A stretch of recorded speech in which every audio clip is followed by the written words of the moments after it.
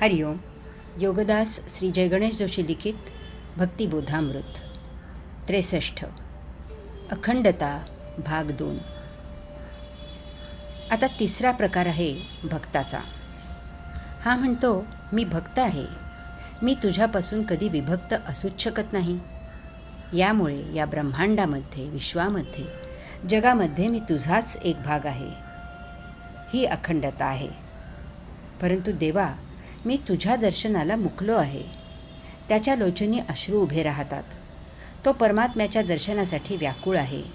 तो देवाला सांगतो की मी संसारी आहे, पापी आहे, अयोगिक आचरण करणारा आहे, परंतु मी तुझाच आहे, तेव्हा मला माफ कर आणि सांभाळून घे. मी क्षुद्र, हीन, दीन, लीन आहे.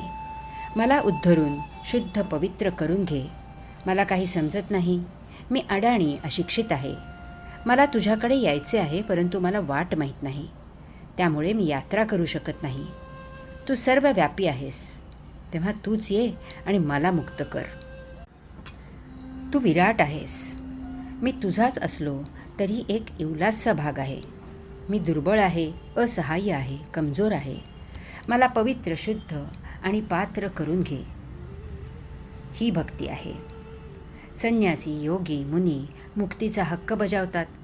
धार्मिक स्वतःला शुद्ध पवित्र करून मुक्त होण्याच्या लायकीचा झाल्याचे जाहीर करतात. येथे अप्रत्यक्ष हक्क बजावणे आहे. या दोघांमध्ये जेव्हा भक्तीचा उदय होतो, तेव्हाच ते मुक्त, सायुज्य मुक्त होतात. भक्त म्हणतो, देवा, मला काही समजत नाही. मी येथे वाट पाहत आहे. तुला पाहिजे तेव्हा ये. अशांना देव सायुज्य मुक्त करून घेतो.